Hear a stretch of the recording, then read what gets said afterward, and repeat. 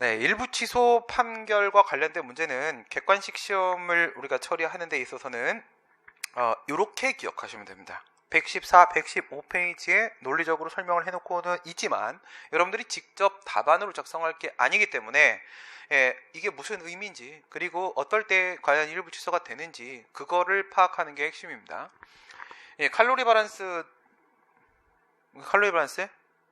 아니, 그렇게 생기지 않아. 박스로 생겼을 텐데, 깍대기, 그지? 예. 칼로리 밸런스는 기본적으로 이렇게 생겼어요. 칼로리 밸런스는 이렇게 생겼고, 여기 점선처럼 이렇게 돼 있어요. 이렇게 점점점점 이렇게 폭폭폭폭. 먹어봤죠? 네. 그래요. 칼로리 밸런스를 모르는 수험생은 존재할 수가 없습니다. 수험생이 뭐 밥집 가서 밥 먹지 좀 마. 알겠어요? 네. 뭐 여기 뭐 지하에도 뭐 있더만 나 한 번도 안 가봤거든. 그런데 좀 가지 마. 알겠어요? 차라리 술집을 가. 그게 나. 밥 좀 먹지 마. 밥 먹으면 자요. 밥을 왜 먹습니까? 그렇죠? 저도 밥 안 먹어요. 밥은 하루에 한 끼 또는 아예 안 먹습니다. 충분히 괜찮아요. 네, 죽지 않아요. 아니 그러니까 시험에 떨어지고 자살을 할래? 아니면 밥을 먹고 다이어트와 함께 합격을 할래? 이미 정해진 길이야. 그치? 네, 밥 처먹고 합격을 뚱뚱해져 봐. 뱃살 막 출렁출렁 거리면은 공부 될 것 같아?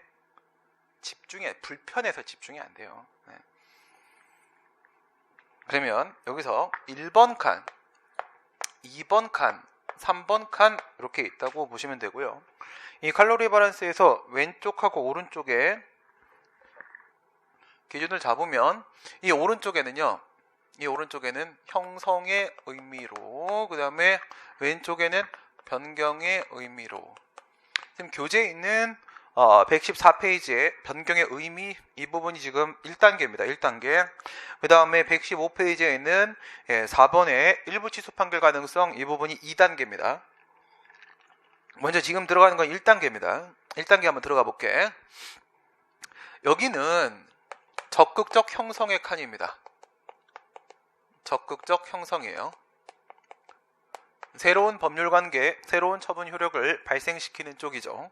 그 다음에 요 밑에 쪽이 바로 소극적 형성입니다. 변경의 의미로 가게 되면은 왼쪽에는 여기서부터 여기까지 2번 칸까지 이게 바로 적극적 변경의 의미입니다. 여기가 적극적 변경의 영역이고 여기가 바로 소극적 변경의 영역입니다. 그러면 어디서 어디로 끌고 들어갈 거냐면 오른쪽에서 왼쪽으로 이렇게 끌고 들어갈 겁니다. 여기서 기준을 잡을 거예요. 그래서 왼쪽에서 결론을 도출할 겁니다. 우리가 알고 있는 부분부터 궁금한 부분으로 넘겨주는 과정이에요. 이게 기본적인 수학의 논증 과정이죠. 알고 있는 것부터 들어가 보세요. 이걸 깨면 되죠. 언제 배웠었냐면 무명항고 소송 얘기할 때 그 당시에 적극적 형성 소송이라는 것은 인정될 수 없다고 했죠. 네, 그러면 법원이 판결로서 적극적 형성을 하는 것은 불가하다라는 결론인 거잖아. 적극적 형성 판결은 나올 수 없습니다. 소송에서 모르도 변경이라는 이름의 판결로도 적극적 형성은 할 수가 없어요. 그럼 이걸 할 수가 없는 거예요. 깼죠? 깨면은 1번 칸은 법원이 할 수 없는 칸이라는 얘기죠. 그러면 1번 칸과 2번 칸을 포함하고 있는 적극적 변경의 의미는 아니란 얘기인 거죠. 1번까지 인정이 되어야지만 비로소 행정소송법상의 변경이 적극적 변경이라고 해석을 할 수가 있을 거 아니겠습니까? 근데 1번하고 2번에서 1번 부분이 인정이 되지 않는 이상 얘는 적극적 변경은 아니다라는 결론이 나오죠. 그럼 적극적 변경이 아니면 행정소송법상의 변경은 소극적 변경이다? 결론 나왔죠. 알겠어요? 심판 쪽으로 가볼게요. 심판 쪽으로. 요거를 이렇게 응용을 한번 해보세요. 지금 이제 적극적 형성소송이라는 거는 소송에서 우리가 무명한 고소 얘기할 때도 요구소송 쪽에서 다뤘었어요. 그렇죠?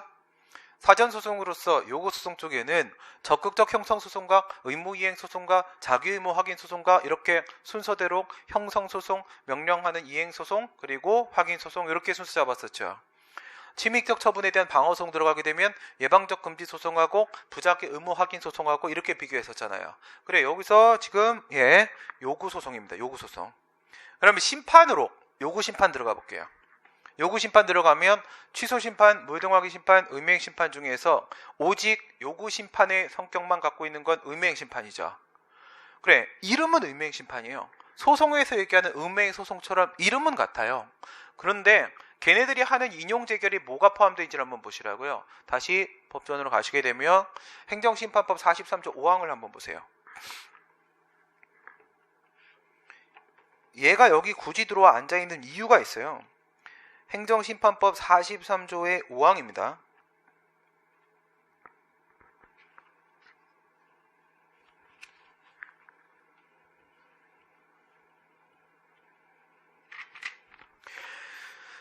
의무이행 심판의 인용 재결이죠. 행정심판위원회는 의무이행 심판의 청구가 이유가 있다고 인정을 하면은 지체 없이 신청에 따른 처분을 하거나 처분을 할 것을 피청구인에게 명한다. 이렇게 돼 있죠.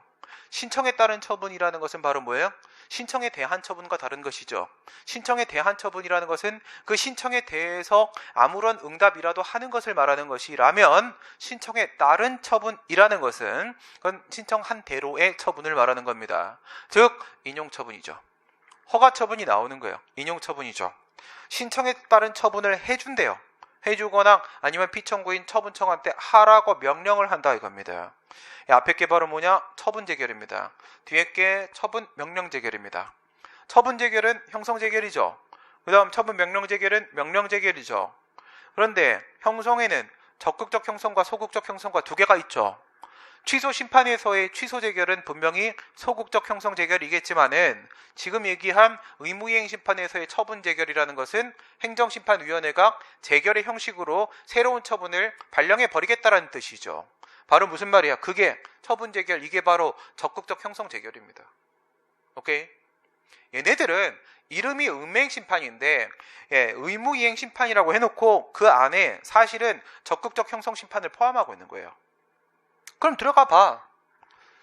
이건 소송이야. 심판 갑니다. 심판. 이 친구가 대예요. 이 친구가 제일 센 놈이죠. 여기가 대고 얘가 중이고 얘가 소입니다. 이렇게 들어가게 되면은 행정심판에는 적극적 형성이 되는 거야. 알겠어요? 이거 앞에서도 봤어. 방금 전 시간에도. 취소심판에서의 변경이라는 게 뭐가 된다고 했어요? 다른 처분으로의 변경이 된다고 했잖아. 요건 43조 5항. 아까 그건 43조 3항. 다른 처분의 변경도 분명히 적극적 형성 재결이라고 했잖아요. 다른 처분으로 바꾸면 A를 B로 바꾸면 B 쪽에서 새로운 법적 효과가 발생하는 게 맞는 거잖아. 그렇죠? 다만 그 취소 심판에서의 변경이라는 부분 같은 경우에는 적극적 형성이 인정되기는 하는데 그거는 뭐냐? 일부 인용이에요. 일부 인용이라는 전제가 깔리는 거고, 일부 인용, 부분적으로는 받아들이고 부분적으로는 기각하는 겁니다. 그러니까 침입적인 처분을 일부 줄여주는 정도야. 그렇다면은 지금 43조 5항은 의무이행 심판 쪽에서 아예 전부 인용 재결이에요. 아예 허가를 내주는 거잖아. 그렇죠? 그래서 이거는 일부 인용으로서, 이거는 전부 인용으로서 취소 심판, 의무이행 심판 얘기하고 있지만 어쨌든 그 둘 다 뭘 인정을 하고 있어요? 적극적 형성 재결을 인정하고 있죠. 적극적 형성 재결을. 지금 내가 왜 43조 5항을 들었냐면은 이 취소 심판에서의 적극적 형성이라는 부분은 우리가 해석을 해봐야 되는 거였어. 아까 전처럼. 근데 지금 의무이행 심판 쪽 같은 경우에는 처분 재결을 할 수 있다라고 대놓고 명시했잖아요. 대놓고 명시했기 때문에 이걸 가지고 보면 확실히 적극적 형성이 심판이 된다는 게 눈에 보인다고요. 그죠? 그럼 뭐가 되는 거야? 적극적 형성 되는 거야. 알겠어? 심판에서는 적극적 형성이 돼. 형성이 되면은 1번 칸 인정되는 거잖아.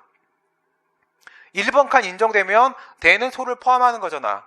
중학교, 고등학교, 대학교. 나 대학교 나왔으면 고등학교, 중학교 나온 거 당연한 거잖아. 그러면 심판에서 적극적 형성을 할 수 있으면 2번, 3번의 변경이라는 것도 충분히 다 해낼 수 있다는 거잖아, 지금. 그렇죠? 다 할 수 있다면 1번, 2번 인정되는 거니까 그러면 심판에서의 변경은 적극적 변경을 의미한다라고 말할 수 있는 거잖아. 적극적 변경을 의미하게 되면 소극적 변경으로서 3번 칸의 변경은 못하는 거냐? 당연히 할 수 있는 거잖아. 적극적인 것도 할 수 있는 건데. 무슨 말인지 알겠습니까? 둘 다 출발점이 어디서 왔냐면 적극적 형성소송, 적극적 형성심판 이 인정되는가. 원래 우리가 알고 있는 부분부터 출발을 시켜보라는 말이죠. 소송은 인정이 안 돼. 심판은 인정이 돼. 소송은 인정이 안 되니까 1번 인정 안 되고 1번 칸 인정 안 되면 적극적 변경이라 볼 수 없고, 그래 볼 수 없으면 소송법에 있는 변경은 소극적 변경으로 해석할 수밖에 없어. 근데 심판법은 아예 대놓고 적극적 변경을 인정하고 있단 말이에요. 지금 왜 의무행 심판 쪽 끌어들이십니까? 이렇게 얘기하시면 안 돼요. 왜 안 되는 거냐면 법은 종합적으로 해석하는 거예요. 종합적으로 해석하는 거기 때문에 심판 안쪽에서 적극적 형성을 의무행 심판 쪽에 인정을 하고 있다면 취소 심판 쪽에서 당연히 인정이 돼줘야 되는 거라고요. 알겠어요? 종합적으로 해석해야 된다고. 종합적으로. 서로 조문 간 충돌이 발생하면 안 된다고요. 그러면 심판에선 이게 인정되니까 이것도 인정되는 거고, 이게 인정이 되면 1번 칸 인정되면은 2번 칸 당연히 포함되는 거고, 적극적 변경이라 볼 수 있는 거고, 얘네들끼리 비교해도 이 친구가 되고 이 친구가 소구하니까 소극적 변경도 되는 거고, 결론 나왔지. 오케이? 그럼 정리해 보세요. 정리하면 소송하고 심판이야. 소송 쪽에서의 취소송 쪽에서의 변경이라고 하게 되면 얘는 뭐밖에 안 돼? 얘는 only 3밖에 안 돼요. 근데 심판, 행정심판의 취소심판 쪽에 있어서의 변경이라고 하게 되면 얘는 1도 되고 2도 되고 3도 돼요. 심지어 1도 돼요. 1영역의 변경이라는 것도 심판은 해낼 수가 있다고. 취소심판에서. 오케이? 그게 바로 1단계예요. 1단계에서 얘기한 것은 우리의 행정소송법 4조에 있는 변경은 소극적 의미의 변경이다. 여기까지 끌어낸 거야. 여기까지 끌어냈는데, 그러면 얘는 뭐라고요? 소극적 형성이라는 것은, 소극적 형성은 뭘 의미해요? 취소 판결이라고 했죠. 지금 우린 소송입니다. 소송이면 판결이죠. 판결인데 소극적 형성이라는 것은 처분 효력을 그냥 유지하거나 기존의 상태로 후퇴시키는 거잖아. 그건 취소의 형태를 띨 수밖에 없어요. 그러니까 얘는 뭐야? 얘는 취소야. 얘는 처분, 취소, 판결일 수밖에 없다고요. 근데 이 처분, 취소, 판결에는 두 가지 종류가 있을 수 있죠. 첫 번째, 그것이 취소소송에서 전부 인용으로서 행해지는 취소 판결도 존재할 수가 있고, 그 다음에 일부 인용의 의미로 행해지는 것도 존재할 수가 있겠지. 전부 인용으로 행해지는 거는 바로 우리가 전부 취소 판결이고, A 처분 전체를 다 취소하는 전부 취소 판결이 될 테고, 그 다음에 일부 인용 판결이라고 하게 되면 얘는 일부 취소 판결이겠죠. 일부 부분만, 부분적으로만 취소를 시키는 판결, 일부 취소 판결, 이렇게 될 거란 말이에요. 그러면 4조에 있는 취소는 전부 인용이고 변경은 일부 인용이라고 했잖아. 일부 인용이라고 했으니까 지금 여기서 말하는 소극적 형성이라는 것은 이쪽이겠구나 라는 걸 알 수 있겠죠. 이쪽이겠구나. 그래요. 이거는 이제 일부 취소야. 그러니까 지금 2번, 3번의 칸은 일부 취소를 의미하고 있는 거야. 그 1단계에서는 사실은 변경의 의미가 소극적 변경이다까지 끌어내긴 했지만, 실제로 우리가 알아본 건 뭐냐면, 알아본 거는 요거는 안 돼, 이거밖에 안 한 거야 사실은. 그죠? 1번 칸은 안 돼, 이거밖에 안 한 거야. 1번 칸은 안 돼 라고 했으니까, 그러면 이 일부 취소는 2, 3번 칸이잖아. 2, 3번 칸인데 2단계 들어가는 거야. 2단계 2, 3번 칸인데 우리가 뭐라고 했어요? 소송에서는 오직 3번 칸만 된다. 그래 얘기했잖아. 그러니까 이 일부 취소가 다 되는 게 또 아니야. 소송에서 다 되는 게 아니라 이거는 되는데 이거는 안 되는 거야. 요건 되고 요거는 안 된단 말이야. 그럼 이제 둘의 차이는 뭐냐 이거지. 둘의 차이는 분리 특정에 대한 문제를 가지고 판단을 내리게 된다는 거예요. 분리와 특정이 가능한 상황이라고 한다면 법원이 일부 취소를 한다라고 하더라도 아무 문제가 없어요. 분리 특정이 둘 중에 하나만 안 된다라고 하게 되면 법원이 일부 취소하게 되면은 문제가 생기는 부분이 생겨요. 그게 바로 어떤 상황이냐면, 얘는 뭐냐? 얘는 분리 동그라미 교집합 그리고 특정 동그라미 이렇게 가져야 된다고요. 이런 상황이야. 이러면 소극적 변경으로서의 일부 취소인 거야. 소극적 변경으로서의 일부 취소. 오케이? 예, 그러면 여기서는 어떤 상황이냐면 얘는 분리가 되고 교집합, 예, 특정이 되는 상황의 여집합 이렇게 가져야 된다고요. 이렇게 가면은 얘는 분리가 안 되는 상황에 또는 합집합, 예, 특정이 안 되는 상황이라고 하게 되면 법원은 일부 취소할 수가 없어요. 이렇게 정리를 하셔야 된다고. 그럼 이제 여러분들한테 문제가 뭐가 나올 거냐면 이런 경우엔 일부 취소가 되니 저런 경우엔 되니 이렇게 물어볼 거야. 그럼 여러분들 뭘 봐야 돼? 분리와 특정이 동시에 되는가 그걸 봐야 된다고. 둘 중에 뭐 하나라도 깨지게 되면 안 되는 겁니다. 그러면 소송에서 지금 얘기한 이 분리와 특정이 되는 친구는 뭐냐면 취소는 취소인데 말이에요. 응? 취소는 취소인데 무슨 취소냐? 소극적 변경으로서의 취소야. 소극적 변경으로서의 의미를 갖는 취소니까 이런 걸 우리가 소극적 취소라고 그래요. 소극적 취소. 그러면 분리나 특정이 안 되는 친구, 이런 친구들을 우리가 뭐라고 하냐면 취소는 취소인데 취소 영역은 취소 영역인데 이런 걸 우리가 적극적 취소라고 하는 겁니다. 적극적 취소. 오케이? 네. 개복잡해 보이죠? 개복잡하지만 한번 정리를 하면 단순한 거야. 근데 이거를 내가 스토리텔링을 끌어내지? 네. 다른 선생님들처럼 내가 이거는 이래요 막 이렇게 얘기를 하잖아. 들을 때는 그렇지. 문제는 안 풀리고. 알겠어요? 난 이런 게 세상에 제일 싫거든. 공부를 편하게 하면 결과가 거지예요. 공부를 힘들게 하면 결과가 만족스럽습니다. 고통을 피하지 말라고요. 시험의 합격에 있어서의 내가 받아야 되는 고통의 총량은 이미 정해져 있어요. 내가 만약에 100의 고통을 받아야 합격을 할 수 있는 시험이라고 하면 그 첫 번째 해에 내가 100을 다 먹지? 그러면 그 해 합격하는 거예요. 머리가 아무리 좋아도 고통 없이 합격하는 사람은 없어요. 시험이라는 건 되게 단순하거든. 무슨 느낌이라고 보시면 되냐면 남자분들 같은 경우 이런 느낌이야. 군대 갔을 때 운동선수도 있고 근데 배에 이렇게 나온 돼지 새끼도 있어요. 별의별 새끼들이 신교대에 다 오죠. 그런데 신교대에서 훈련받고 행군 뛰고 하면 있죠. 그럼 운동선수 운동을 막 평생 해온 애들은 다 그걸 수월하게 할 것 같아? 아니잖아요. 똑같아요. 다 죽어요. 네. 왜냐하면 서로 여기까지가 아니에요. 여기를 넘어서기 때문에 그러면 모두에게 똑같은 고통이에요. 시험이라는 것 다 마찬가지예요. 본인이 안 해봤던 공부들을 하고 있는 것이기 때문에 원래 공부 잘하는 애들 이런 거 아무 의미 없다고요. 수험은 그냥 자세입니다.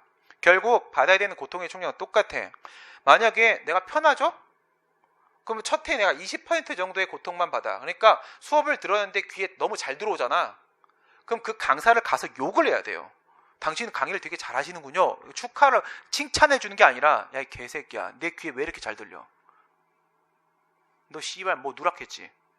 라고 물어봐야 돼. 그게 정상이에요. 그 새끼 누락하고 있어요. 반드시 누락합니다. 어떤 과목이든 간에. 이유는 뭐냐?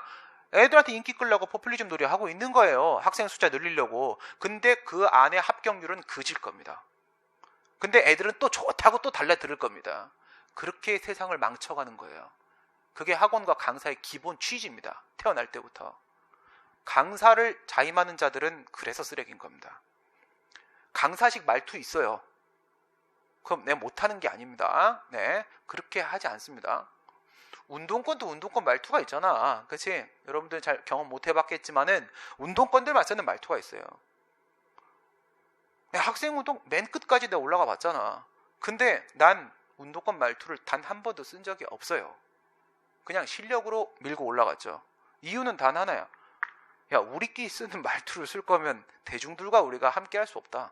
그들에게 우리의 생각을 전달하려면 그들의 말을 쓰자. 네, 일반 학우들의 말을 써야 되는 겁니다. 알겠어요? 절대 그런데 여러분들이 넘어가시면 안 돼요. 사기꾼이에요 다. 학원과 강사는 원래 사기꾼입니다. 그러려고 태어난 거. 은행도 마찬가지인 거잖아요. 예, 은행이 여러분 돈 벌어주려고 생긴 게 아니잖아. 예, 삥 뜯으려고 만든 게 은행이었어요. 영국에서 맨 처음에. 그렇잖아요. 그 취지는 그 DNA는 바뀌지 않습니다. 다만 여기서 그것을 바꾸고 싶어하는 사람들이 있었고 그것이 세상을 바꿔나가는 거예요. 학생들은 거기에 학생들이 뭘 알아요? 지가 마음이 급하잖아. 합격을 해야 되잖아. 떨어지면 돈 들고 괴롭고 사람들이 자꾸 뭐라고 하고 얼마나 힘들어. 그러다 나이가 30 넘고 막 이래버리면 너 왜 결혼 안 하냐, 명절에 집에도 못 가고 욕 처먹고 막 다 불편하고 그러다 자살하고. 그게 다 강사들이 자살시킨 거예요. 걔들이 잘못한 게 아니에요. 요만큼만 공부하면 합격할 수 있다고 자꾸 희망 고문에 뻥 쳐놔서 그래요. 절대 합격 못 하거든요. 그 신림동 애들은 그 장난 삼아서 옆 강의실 들어가서 시험 한번 봐요. 병신 새끼들 구경하러. 병신 새끼들이랑 답 쓰잖아요. 우리 쪽 꼴등이 저기 가면 1등이에요. 그 병신 새끼들은 얼마나 공부 못하나 이렇게 하면 보러 가거든요. 그 괜히 옆방 애들하고 스터디예요. 옆 강의실 애들하고. 그럼 애들한테 걔네들이 물어보면 우린 답을 다 줘, 애들이. 근데 우리가 얘기하면 걔들 뭐라 했는지 아세요? 우리 선생님이 시험에 안 나온다고 했어. 근데 지금까지 지난 5, 6년간 정확하게 숫자까지 다 맞춘 사람 나밖에 없는데. 그리고 작년 문제 같은 경우에는 전국의 모든 강사가 답을 틀렸는데 논증은 떠나서 아예 답을 다 틀렸어요. 그 판례 자체를 아무도 몰라요. 내 모의고사에는 딱 1문 딱 있거든요. 나올 수밖에 없어요. 니네 선생님이 안 나온다. 그러면 우리 애들은 그러죠. 니네 선생님이 안 나온다는 것만 나오더라. 이렇게 얘기하지. 야, 니네 선생이 안 나온다는 거 지금까지 다 나왔잖아. 작년에도 재작년에도 그렇잖아. 우리 선생님이 나온다는 건 무조건 나왔고, 그 니네 선생님이 안 나왔다고 하면 좋아. 넌 떨어진 거니까 꺼져. 끝. 이런 거예요. 뭐냐? 엄청 힘들어한다고. 고통스러워한다고. 변경? 지금 이러고 있죠. 저쪽 가면 변경 이거 여기서 끝나지 않아요. 엄청나게 밀고 들어갑니다. 야, 여기선 돼? 안 돼? 여기선 돼? 안 돼? 이거 돼? 안 돼? 미치려고 한다고. 괜찮아. 다시 정리해줄게. 요런 각도로 들어가 보자. 요런 각 계속 해주는 거예요. 익숙해질 때까지. 1000번을 반복하면 익숙해져요. 쉬워집니다. 이렇게 설명했을 때 이해가 되는 애가 있고 이렇게 설명했을 때 이해가 되는 애가 있어요. 계속 다른 방법으로 설명을 해주는 거예요. 고통스럽기 때문에 힘들 걸 아니까 나도 공부해봤으니까 알기 때문에 그래서 계속 학생들 옆에 있어주는 거죠. 어떤 방식이든 간에 수업을 개설해준다. 그리고 내 정규 강의를 들은 학생들 같은 경우에는 50%, 70% 막 할인해준단 말이에요. 들어오라고 그냥. 들어오라고. 계속 너희들은 혼자 두면 공부 안 한다. 절대 학생 혼자 공부 안 해요. 학생 혼자 공부할 사람 학원 안 다녀요. 아예 처음부터. 그래도 원래 학원 안 다니는 애들이에요. 학원 다니는 애들은 계속 의존해요. 의존하면 계속 손 잡아줘야 돼요. 손 잡아주는 게 여기는 아무튼 그런 얘기가 아니라 다양한 각도에서 강의를 개설해서 애들의 손을 잡아 끌어줘야 된다. 고통은 100이라면 최대한 단기간에 합격하고 싶으면 한 번에 100을 받으세요. 정말 자살하고 싶을 때까지 그렇게 머리가 찢어질 때까지 고민을 하란 말이에요. 그리고 제일 중요한 건 기출문제고 기출문제는 발로 막 드립을 다 대야 돼요. 그래도 두세 개 문제는 기출에 안 겹치는 문제가 나온다고. 그 두세 개 때문에 85점까지 떨어지는 거예요. 난 85점 맞았다고 하면 사람 취급 안 하거든요. 85점이 뭐야? 그러면 생각한 문제는 다 틀렸다는 얘기잖아. 우선 85는 우선 잡아놔야죠. 잡아놓으려고 하게 되면 기출은 다 잡아야 돼요. 그렇게 하고 그러니까 힘들게 공부하는 게 맞습니다. 이런 거 복잡하다고 생각하면 안 돼요. 복잡하다고 생각을 해버리게 되면은 들을 땐 되게 편한데 결국 시험 못 봐요. 우리가 정말 필요한 건 점수입니다. 그거 외에는 아무것도 없어요. 절대 진리는 오직 점수입니다. 점수 말고는 다 필요 없어요. 책에 무슨 표지가 이쁘다, 칼라다, 개나 주라고. 그거 왜 칼라로 찍는지 알아요? 그 판매 비용이 더 나와요. 이거 땡기려고 찍는 거야. 이거 땡기려고. 여러분 좋으라고 찍는 게 아니고 다 계산 들어간 거야. 알겠어요? 그런 거 좋아하면 바보 같은 생각하지 말고 빨리 공무원이 되세요. 그거밖에 없어. 그렇게 되면은 결론이 어떻게 나오냐? 이렇게 나오는 거지. 소극적 형성, 적극적 형성, 그리고 소극적 취소, 적극적 취소, 이렇게 4칸이 나올 거 아니겠습니까? 그러면 4칸에서 이런 칸은 뭔 소리야? 어디만 되는 거야? 여기만 되는 거죠. 여기는 안 되는 거다. 사실은 이게 결론인 거예요. 소극적 형성 이렇게 들어가게 되면 일부 취소다.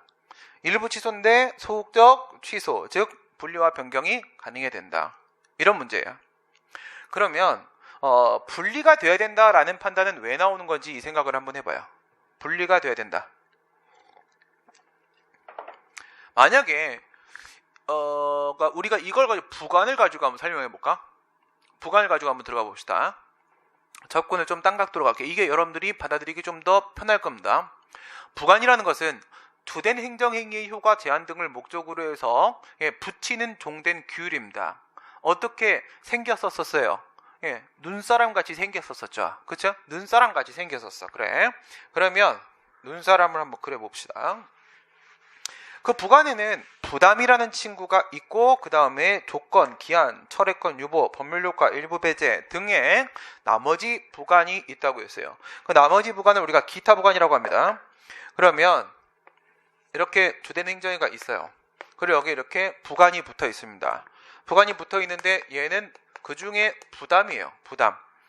부담은 상대방한테 새로운 의무를 부과하는 부관을 말하는 거예요. 새로운 의무를 부과합니다. 기부 체납 조건부 도로조명 허가 주택건설 사업계획 승인 이렇게 얘기를 하게 되면 주택건설 사업계획 승인 얘가 주택건설 사업계획 승인 너 아파트 지어도 돼. 그런데 저기에 있는 땅을 기부 체납해라. 무슨 말이야? 아파트 진입로로 들어갈 수 있는 땅을 네가 도로를 개설해가지고 만들어가지고 지방자치단체에 기부 체납 내놔라 증여해라 라고 얘기를 하는 거예요. 그러면 이 부관 같은 경우에는 뭐예요? 상대방한테 새로운 의무를 부과하고 있죠.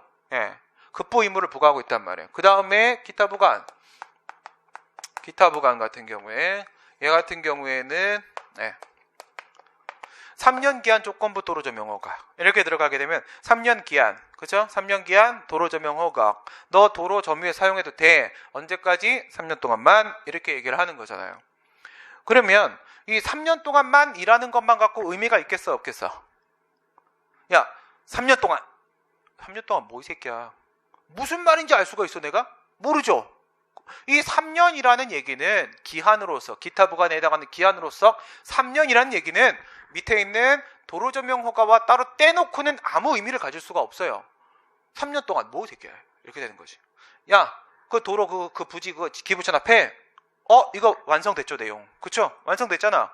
그러니까 밑에서 너는 아파트 건설해도 돼. 그 다음에 기부 체납 너 그 땅 내놔 하고 이거는 서로 따로따로 완성되어 있는 거예요. 분리가 된다는 거예요.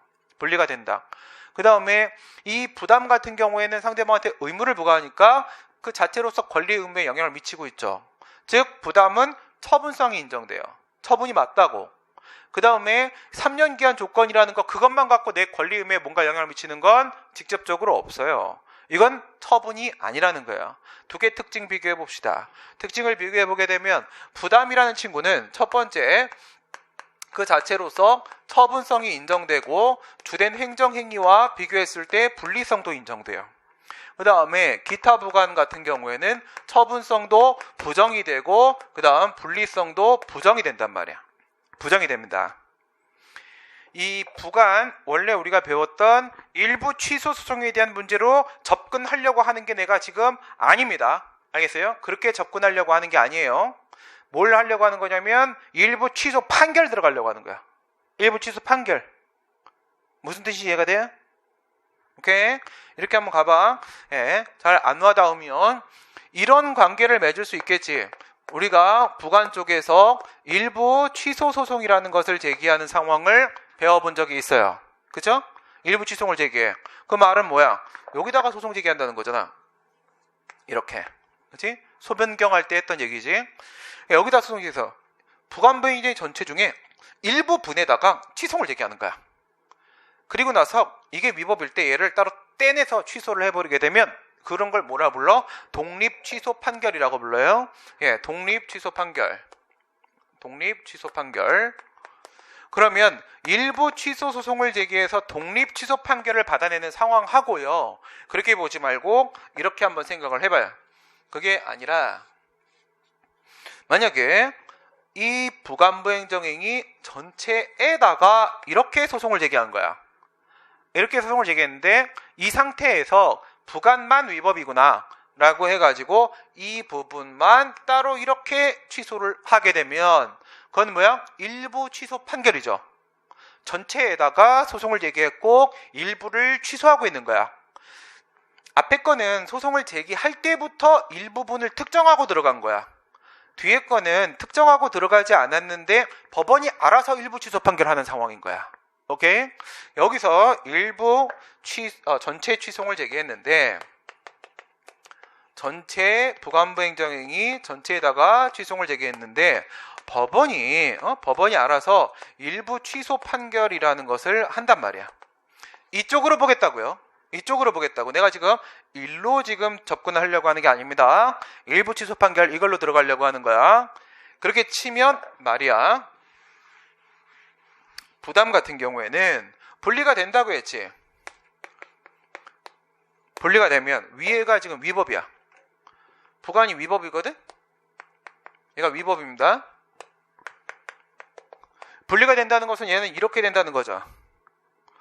별개의 문제라는 거고 얘는 이게 전체가 하나라는 거잖아요. 그죠? 얘는 이거 하나가 따로 이거 하나가 따로 이렇게 존재하고 있는 거고 얘는 전체가 하나로 되어 있다는 거야. 그러면 이런 경우를 생각을 해보란 말이야. 이렇게 모자를 쓰고 있는데 이 모자에 위법성 바이러스가 묻었어요. 그러면 이것만 따로 떼서 일부 취소 판결을 해도 됩니까? 안 됩니까? 상관없잖아. 다시 얼굴에 지금 코로 내가 위법성 바이러스가 들어갔어요. 근데 이 상황이죠. 전체가 하나죠. 하나 일체를 형성하고 있는데 이거 위법하고 해서 내가 이걸 잘라버리게 되면 그러면 죽어요. 안 되겠죠. 바로 그거예요.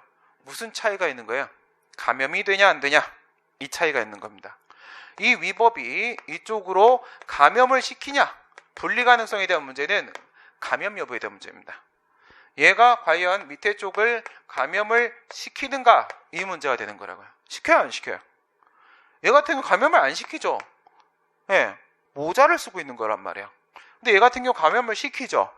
감염을 시켜버리게 되면 밑에는 그냥 적법이에요. 근데 얘 같은 경우에는 적법했던 처분이 위법한 처분으로 바뀌어버린다. 감염이 돼가지고. 그러면 법원이 이제 위에 것만 일부 취소를 한단 말이야. 얘만 이렇게 일부 취소를 합니다. 얘만 이렇게 일부 취소라는 판결을 합니다. 이 판결을 했을 때 나온 결과 보세요. 어떤 결과가 나오나. 왼쪽 같은 경우에는 법원의 판결을 통해서 일부 취소 판결을 통해서 적법한 상태를 실현시켰죠. 이게 법원의 역할이에요. 그런데 그게 아니라 오른쪽 같은 경우에는 법원이 일부 취소 판결을 때려버리는 순간 이게 아니라 이거잖아. 위법한 상태를 방치하고 초래한 상황이 있죠. 그러면 판결이 위법한 거예요. 법원이 판결을 하니까 위법해지잖아요. 그냥 판결이 위법해진다. 이런 건 허용될 수가 없다는 거예요. 그 문제가 바로 분리 가능성에 대한 문제입니다. 분리 가능성. 그러면 부관의 문제 말고 다른 걸로 접근을 해보게 되면 징계 처분하고 한번 비교를 해보세요. 과세 처분하고 징계 처분하고 비교 한번 해보겠습니다. 과세가 요거 지울게. 이거 안 보이지?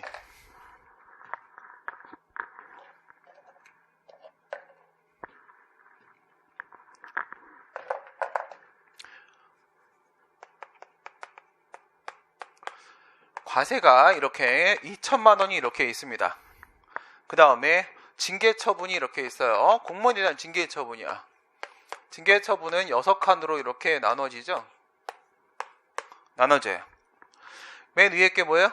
파면, 해임, 강등, 정직, 감봉, 견책, 강등이 새로 들어온 친구죠. 들어온 지 오래됐고요. 분리가 되는지 한번 판단해 보세요.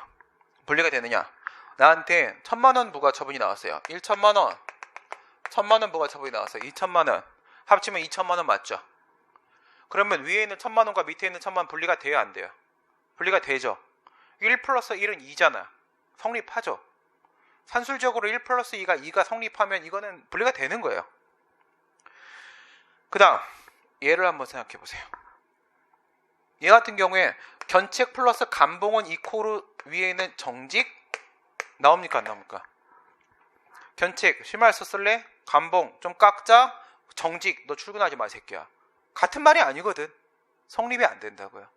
그러면 왼쪽은 분리가 되는 거고 오른쪽은 분리가 안 되는 거라고요. 그럼 저런 경우에 있어서는 1,000만 원은 맞고 1,000만 원은 틀렸다라고 하더라도 법원이 틀린 1,000만 원 부분만 일부 취소하는 거 가능하다고요.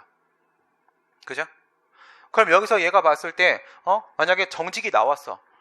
정직이 나왔는데 요거를 이렇게 뭐 감봉으로 줄인다거나 아니면 감봉을 견책으로 줄이는 그런 식의 일부 취소 판결을 할 수가 있느냐? 그건 할 수가 없다. 알겠어요? 분리가 안 되니까. 행정심판에서는 되겠어, 안 되겠어? 걔들은 1, 2, 3 다 되잖아. 다 되는데 이건 2잖아, 2. 그쵸? 된다고. 그러니까 공무원이 징계처분에 대한 소청심사를 청구를 하게 되면 행정심판위원회가 이렇게 감경하는 재결을 내려줘요. 법원에다가 소송을 제기하게 되면 그 안에 위법이 있잖아? 그러면 그냥 전체를 다 취소해버려요. 어쩔 수 없어. 그 안에 위법성이 있구나. 어쩔 수 없다. 넌 위법 맞아. 취소! 끝! 이렇게 다 없애요. 그럼 다 없애고 끝난 거야? 더 좋네? 그게 아니지. 그 다음에는 이제 판결의 취지에 따라 판결 이유 부분에 이건 감봉이 맞지 정직은 좀 심하다. 이렇게 얘기가 된 거야. 정직부터가 중징계잖아. 이거는 좀 심하다. 이렇게 판결 이유 부분에 나와 있으면 이제 임용권자가 징계권자가 뭐라는 거야? 감봉으로 줄여주는 거예요. 네. 행정청의 역할로 넘겨버리는 겁니다. 법원이 직접 할 수가 없어요. 그러면 이 분리가 되는 상황을 전제를 해가지고 지금 여기서 이제 우리가 분리에 대한 문제를 꺼내봤다면 이제 특정에 대한 문제를 한번 생각해 보세요. 특정. 똑같이 과세로 갑니다. 과세. 그 다음에 여기는 과징금으로 한번 가볼게요. 과징금. 왜냐하면 과징금은 100% 재량이거든요. 위에는 위법이에요. 1,000만 원, 1,000만 원 먼저 쓸까? 1,000, 1,000, 1,000, 1,000. 둘 다 금전 문제지. 금전 문제니까 1 플러스 1은 2가 성립이 되죠. 그러니까 과세도 과징금도 역시 분리가 되는 건 맞죠. 그럼 그쪽의 문제는 털렸어. 남아있는 건 특정.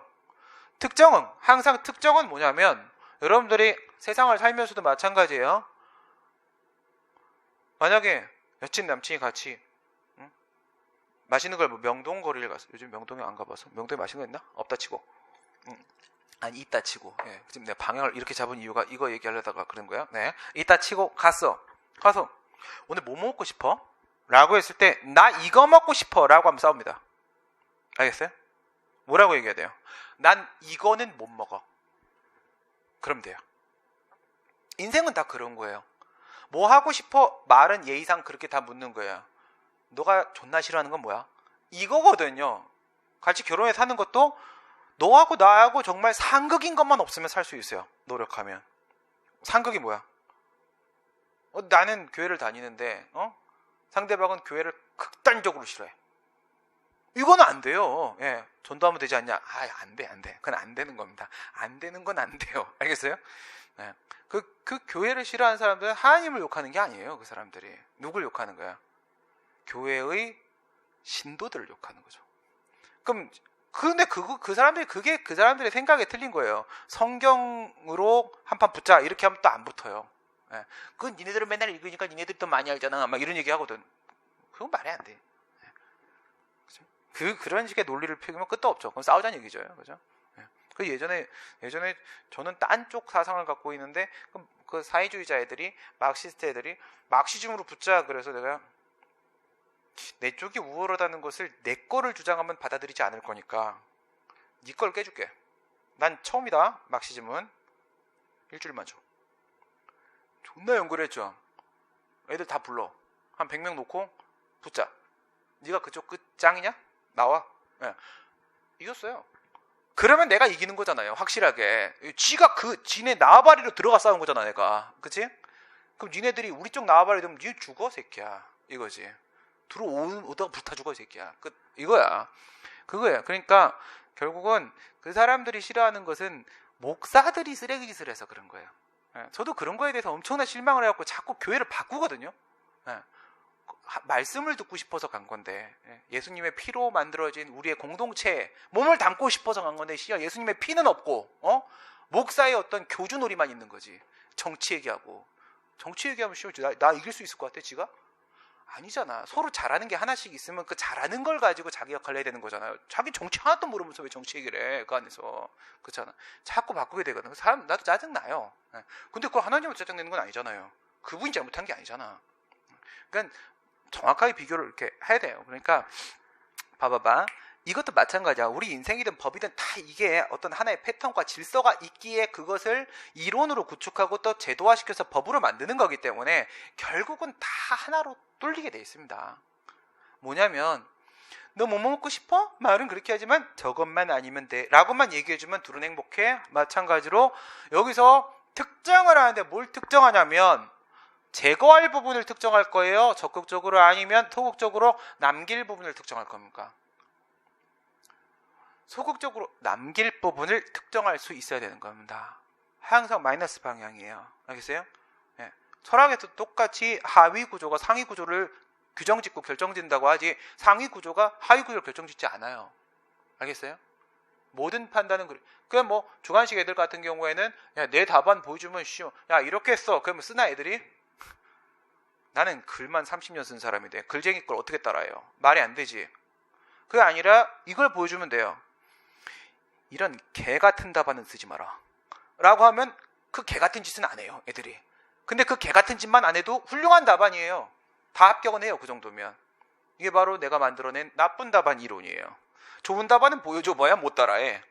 타산지석이라는 건 세상에 존재하지 않아요. 그럼 남 공부 존나 잘하고 막 남 뭐 돈 되게 존나 잘 벌고 막 그러면 그거 따라할 수 있어? 나는 몸에 돈 버는 DNA가 없어요. 그거 아무리 공부해도 안 돼요. 알겠습니까? 예, 그분이 나에게 돈을 주시기 전까지는 한 번 엄청 주셨다가 다 뺏어 가셨거든. 예, 교회 안 나간 다음에 그래 다시 또 나가야지. 그렇지? 또 주신다고 약속하셨거든. 그래서 나는 이제는 예, 알아서 뜻대로 하십시오. 이거죠. 난 내 할 일만 하면 되는 거니까. 응? 그런 거야. 타산지석이 어딨어? 그죠? 난 그 사람 원래 그거 잘하는 건데 나 그거 못 따라하잖아요. 예, 하지만 뭐는 할 수 있어요. 반면 교사는 할 수 있어요. 그죠? 지나가는 사람 칼로 쑤시는 것만 하지 말자. 그건 안 할 수 있죠, 내가. 그렇죠? 가끔 쑤시고 싶을 때 있잖아. 그렇지? 저 사람이 나쁜 짓을 해서가 아니라 그냥 괜히 한번 쑤시고 싶을 때 있잖아요.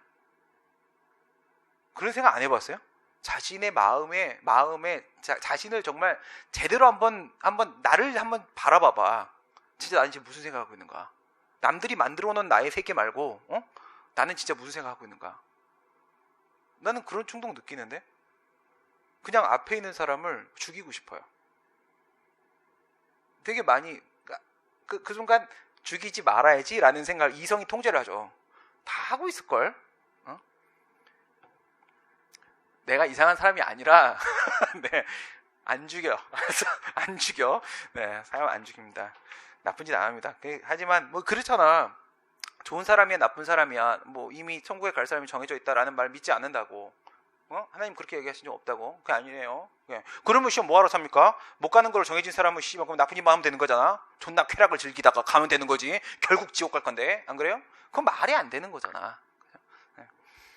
네, 아무튼 그래서 남길 부분을 특정해야 돼요. 남길 부분을 특정을 한다. 그러면 과세처분은 우리 헌법 제59조에 따르게 되면 조세 법정주의 원칙 규정이 있어요. 조세 법정주의라는 건 뭐냐면 세금을 부과하는 것은 반드시 법에서 정해라. 법으로 다 정하라는 거야. 구체적으로.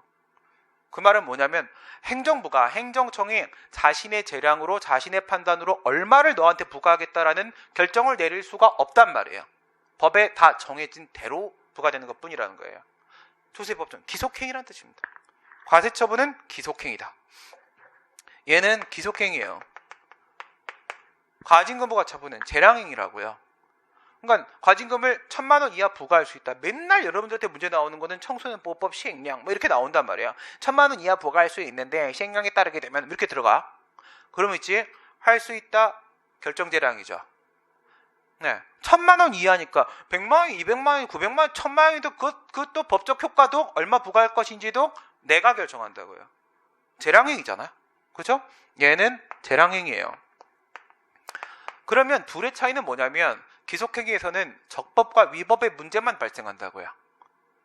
하지만 재량행위에서는 적법과 위법의 문제와 함께 무슨 문제도 발생해? 정당과 부당의 문제도 발생한다고요. 정당, 부당 심사를 행정심판에서는 할 수 있다 이런 얘기를 하잖아. 그 부당이라는 것은 어디서만 발생하는 거냐면 성문법이 없는 영역. 알겠어요? 성문법이 없는 영역. 그 재량 영역은 성문법에서 따로 규제를 하지 않는단 말이에요. 규정을 두고 있지 않다고. 그럼 거기에는 뭐가 들어갈 수밖에 없는 거야? 불문법이 들어갈 수밖에 없는 거잖아. 그죠? 그 재량 영역 안에서 정당 부당 문제가 생기는 겁니다. 그러면 여기는 뭐야? 적법 위법 문제만 존재하고 여기는 적법 위법 문제와 함께 정당 부당 문제가 생긴다 이거야. 알겠어? 그러면 위에가 위법이야. 이게 위법이고 이게 적법이야. 응? 이게 위법, 이게 적법. 그러면 남길 부분은 밑에 있는 적법한 부분이겠지. 특정할 수 있어 없어 법원이? 법에 대한 판단은 법원의 전속적 판단 영역인데 당연히 할 수 있지. 그런데 여기 같은 경우 어떻게 돼? 이게 위법이야. 이게 적법이거든. 그래, 똑같이 얘는 위법, 얘는 적법. 근데 여기서 끝나지 않는다고요. 재량에서는 적법한 경우에도 더 좋은 방법이 있으면 그건 부당한 행위라고 얘기를 하고 또 취소할 수가 있어요. 행정심판에서는. 그러면 이거는 어디예요? 적법 부당이야. 여기가 바로 적법 정당이야. 적법 정당이야. 그럼 재량행위에서는 뭐를 특정할 수 있어야지 나머지를 일부 취소라는 의미로 이렇게 제거할 수 있겠어? 적법 정당. 그죠? 적법 정당이 나와야 돼요. 적법 정당이. 그러면 얘는 이거를 특정할 수 있어야 되고 얘는 이거를 특정할 수 있어야 됩니다. 근데 법원은 적법 위법에 대한 판단할 수 있지만 뭘 할 수가 없어? 정당 부당에 대한 판단할 수는 없어요. 이건 재량 영역이기 때문에 그 판단을 하게 되면은 이건 재량권 침해야. 행정청이 재량권 침해이기 때문에 법원은 그 이상 더 이상 들어갈 수가 없어요. 적법이다 그러면 끝난 거예요. 얘는 특정할 수가 없는 거예요. 특정을 하게 되면 무슨 일이 생겨? 재량권 침해 문제가 생겨. 이건 언제 가능한 거야? 일부 취소 재결. 행정심판에서는 정당 부당에 대한 심사를 할 수가 있기 때문에 걔네들은 적법 정당을 특정해낼 수가 있어요. 하지만 행정소송에서는 정당 부당에 대한 판단을 할 수가 없기 때문에 적법 정당한 부분을 특정해낼 수가 없어요. 소송에서는. 그러니까 결론이 어떻게 나온 거야? 결론이 분리가 되고 분리가 안 되고 특정이 되고 특정이 안 되면 이렇게 들어가면 얘는 되고 얘는 안 되는 거야. 안 되는 거. 안 되는 거란 말이야. 그래서 여기에 있는 이 1번, 2번, 3번, 4번에서 2번, 3번, 4번에 해당하냐 안 하냐 이거를 묻는 문제들이 출제가 된다는 거야. 마지막으로 일부투소와 관련해서 내가 이런 질문을 한번 해볼게요. 지금 저기서는 산술적으로다가 1 플러스 1이 2냐라는 문제를 가지고 분리 가능성에 대한 문제를 봤죠. 특정 가능성이야. 재량이면 안 되고 기속기면 되고 이게 단순하단 말이야. 분리 가능에 대한 문제를 생각해 보란 말이야. 근데 이렇게 1 플러스 1은 2다라는 식의 접근은 어디서만 먹히는 게임이냐면 방어소송. 침익적 처분의 적극적 처분이에요. 침익적 처분이 적극적으로 나온 거야. 과세처분, 징계처분, 과징금 부과처분, 침익적 처분이 나한테 나온 거야. 내가 그래서 지금 방어소송 제기한 거잖아. 요구 들어가봐. 요구. 거부처분에 대한 취소입니다. 거부처분 취소 제기했을 때도 일부 취소 판결이라는 게 나올 수 있을까 없을까? 나올 수 있을까 없을까? 있어요? 나올 수 있어요. 이게 적극이냐 소극이냐 침익이냐 수익이냐에 대한 문제가 아니에요. 그냥 분리 특정이 되냐 안 되냐 이겁니다. 분리 특정이 되냐 안 되냐만 보면 되는 거라고요. 첫 번째, 이런 상황을 생각해 보세요. 국가유공자 등록 신청을 했던 사건입니다. 이 친구가 특전사로 군대를 갔다 왔는데 특전사로 가서 이제 그 전에도 좀 몇 개 사건이 있었지만은 결국 이제 결정적인 사건은 대련을 했어요. 태권도 대련을 했는데 대련 과정에서 맞았어요. 발차기로 왼쪽 귀를 맞아가지고 왼쪽 귀가 이제 고막이 나간 거야. 그래서 얘는 의병 전역을 했습니다. 근데 의병 전역을 했는데 밖에 나와서 보니까 오른쪽 귀도 안 들리기 시작을 하는 거야. 그래서 왼쪽 귀의 증상과 오른쪽 귀의 증상을 합쳐가지고 국가유공자 등록 신청을 한 거예요. 날 국가유공자 인정해 주셔. 그럼 얘들이 이제 한 달에 얼마씩 받는단 말이지. 그래. 그랬더니 이에 대해서 비해당 결정을 내린 겁니다. 전부 거부 처분이에요. 전부 거부 처분. 예, 국가보훈처에서 거부 처분을 한 거야. 그 얘가 거부 처분에 대한 취송을 제기했습니다. 나 분명히 군대에서 다쳤는데, 응? 이거 공상 맞는데 왜 나 안 해주냐 라고 해서 소송을 제기했어요. 여기서 일부 취소 판결이 나옵니다. 뭐라고 했냐면 왼쪽 귀는 인정한다. 왼쪽 귀는 직무 수행 중 발생한 사건으로 인정하겠다. 근데 오른쪽 귀는 인정할 수 없다. 그러니까 왼쪽 귀가 고막이 나간 거하고 오른쪽 귀로 이게 전이되는 것이 인과관계가 별로 없다는 거야. 그래서 오른쪽 귀는 직무와의 관련성이 떨어진다. 그래서 오른쪽 귀는 인정할 수 없다. 이게 법원의 판단이에요. 그래서 일부 취소를 했습니다. 거부 처분을 반동강 내버린 거야. 이게 무슨 말이에요? 왼쪽 귀는 인정하고 오른쪽 귀는 인정 안 하니까 얼굴을 반으로 이렇게 분리할 수 있다는 뜻이죠. 말이 돼 그게? 뒤져 그러면. 알겠어요? 네. 이걸 어떻게 잘라? 이게 분리가 돼? 뭐 왼쪽 얼굴 플러스 오른쪽 얼굴은 전체 얼굴이야? 뭐 그런 논리를 피는 거야? 그게 아니에요. 이건 돈 문제입니다. 이건 돈 문제인 거예요. 저거랑 차이가 없어요. 실질적으로. 무슨 말인지 알겠어요? 만약에 왼쪽 귀가 증상이 좀 더 안 좋아서 이게 200만 원짜리고 그 다음에 오른쪽 귀는 증상이 조금 약해가지고 100만 원짜리를 쳐봐요. 국가유공자 등록 결정이 나오면, 해당 결정이 나오면 나는 300을 받는 거야. 300을 받는 건데 법원의 판단에 따르게 되면 100은 줄 수 없고 200은 줄 수 있다는 거잖아. 그럼 결국 이런 상황이 발생한 거야. 이렇게 했을 때 이게 이제 이게 왼쪽 귀야. 이게 오른쪽 귀인 거고. 그치? 이게 100, 총 300. 총 300 달라고 했는데 300을 다 거부한 거야. 이게 300이 전체적으로 마이너스 상황이었던 거야. 그 중에서 300 중에서 뭐는 주는 게 맞다는 거야? 밑에 있는 200 왼쪽 귀 이건 주는 게 맞다는 거지. 그러면 위에 있는 거하고 밑에 있는 거하고 분리돼 안 돼? 되잖아. 200 플러스 100은 300 맞잖아. 그러니까 국가유공자 등록 신청에 대한 거부 처분이야. 비해당 결정. 거부 처분에 대한 문제인데 이것도 보훈급여라는 금전으로 전환시켜서 하고 하는 수가 있기 때문에 저거랑 똑같이 분리가 될 수 있는 거야. 그래서 일부 취소가 될 수 있다는 겁니다. 일부 취소가 될 수 있는데 그럼 이거 재량 기속은 어떻게 해? 이건 기속행위예요. 기속행위. 이렇게 돈 주는 건 대부분이 준법률 행위적 행정에서 확인입니다. 준법률 행위적 행정행위 이건 다 기속행위잖아요.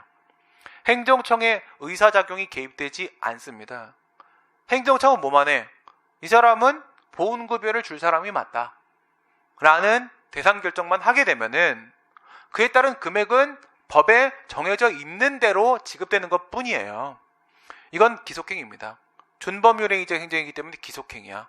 그러니까 재량 기속의 문제도 없었던 거야. 특정 가능성에 대한 문제도.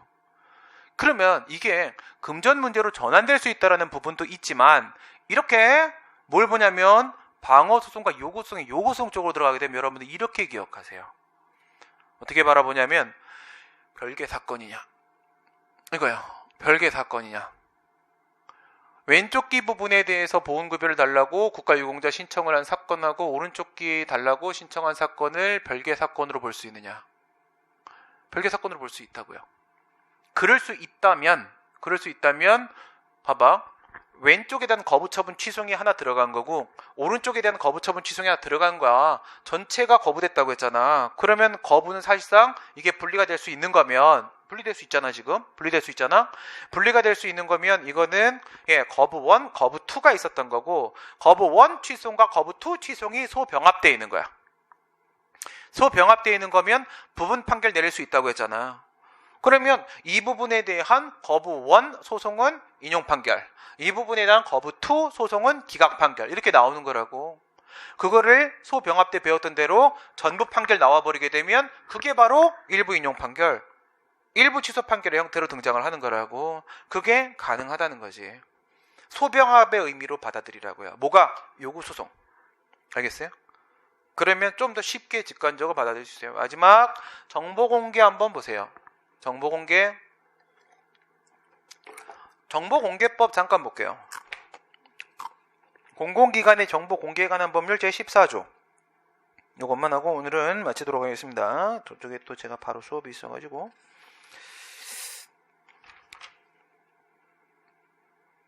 공공기관의 정보 공개에 관한 법률입니다. 14조입니다.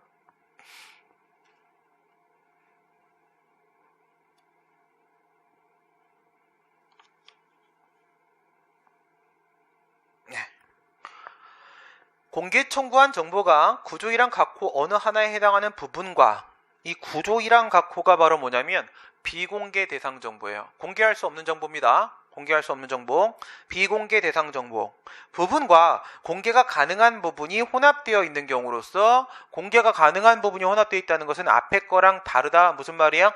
비공개 대상 정보가 포함되어 있지 않다. 정보를 공개해달라고 청구를 했는데 그 공개 청구 대상 정보 안에 공개를 해달라고 한 정보 안에 구조에 있는 비공개 대상 정보는 전혀 포함되어 있지 않다. 이렇게 되면은 정보공개법 제3조에 따라서 공개가 원칙이기 때문에 반드시 공개를 해줘야만 하는 상황입니다. 뭐라고 했어요? 내가 정보공개 청구를 했는데 공개 청구 대상 정보 안에 두 가지 부분이 포함되어 있는 거예요. 하나는 비공개 대상 정보 부분이 있고 하나는 공개가 가능한 부분, 비공개 대상 정보가 없는 부분이 혼합되어 있더라. 공개 청구의 취지에 어긋나지 아니하는 범위의 두 부분을 분리할 수 있는 경우라면 이때는 구조 1항 각호의 어느 하나에 대한 부분을 제외하고 나머지는 뭐 해야 된다고? 공개해야 된다. 하여야 한다. 이게 바로 부분공개제도예요. 부분공개제도. 그러니까 얘가 정보공개 청구를 했는데 방금 거랑 똑같은 상황이에요. 근데 이거는 아예 14조가 있기 때문에 문제를 출제하는 게 아주 수월한 부분입니다. 내가 이렇게 했어요. 이만큼의 정보를 공개해달라고 했거든? 근데 이 공개 청구 대상 정보 안에 보게 되면은 A 정보도 포함되어 있고 그 다음에 B 정보도 포함되어 있고 내가 이거를 지금 이렇게 공개를 해달라고 신청을 했어요. 신청을 했는데 이에 대해서 이렇게 거부가 나온 거예요. 이런 상황이었습니다. 근데 지금 뭐라고 했냐? 만약에 A 정보 같은 경우에는 비공개 대상 정보가 포함이 되어 있는 거야. 얘 같은 경우에는 비공개 대상 정보가 포함이 안 되어 있는 거야. 그럼 얘는 공개를 못할 수도 있는 거야. 얘는 공개를 해야만 하는 거야. 근데 두 개가 분리될 수 있는 상황이래. 분리될 수 있는 상황이라고? 그 말은 이게 이렇게 잘릴 수 있다는 얘기잖아. 잘릴 수 있다. 그래, 잘릴 수 있으면 의뢰해 볼 수 있겠죠? 난 A 정보에 대한 공개 청구를 하나 했었고요. 그리고 나는 B 정보에 대한 공개 청구를 한번 했었던 거예요. 분리가 될 수 있다는 거니까 두 개는 별개 사건이라는 거예요, 지금. 그렇게 되면은 A 정보에 대한 공개 청구를 했는데 이게 거부된 거 거부1 똑같은 거야. 이렇게 되는 거고 그 다음 여기도 B 정보에 대한 공개 청구를 했는데 이에 대해서 거부 나와서 거부2 전체가 거부됐다고 했잖아. A, B에 대해서 공개 청구를 했는데 전체가 거부됐다는 것은 1정보에 대한 거부와 2정보에 대한 거부가 있었던 거지. 그런데 이 부분 같은 공개가 안 될 수 있는 거니까 그러면 거부가 맞다 이렇게 결론 나올 수 있지. 그럼 여기는 기각 이렇게 되는 거지. 그러면 여기는 공개를 해야만 하는 거잖아. 해야만 하는데 왜 거부해? 잘못한 거지. 그럼 여기는 인용 이렇게 되는 거야. 여기가 취소되는 거지. 여기가. 그래서 이거를 통으로 묶어가지고 이렇게 해서 거부 처분에 대한 취소를 이렇게 제기했다라고 한다면 여기는 기각되고 여기는 인용돼야 되는 건데 이게 통으로 전부 판결이 나오게 되면 일부 인용 판결이 나오겠지. 어디를? 이 부분을 취소한다라는 일부 취소 판결이 나올 수가 있는 거라고요. 무슨 말인지 알겠죠? 이것도 요구소송에서의 일부 취소에 대한 문제야. 마찬가지로 뭐라고? 각각의 정보공개 청구가 이렇게 있었다. 아까 전에 국가유공자는 각각의 유공자 등록 신청이 있었다. 그것이 병합된 소송이었다라고 이해를 하면 훨씬 더 편하실 거다 이겁니다. 실제로 그렇게 볼 수 있고요. 네. 일부 취소까지 하시고 내일 사정 판결부터 연결을 하도록 하겠습니다.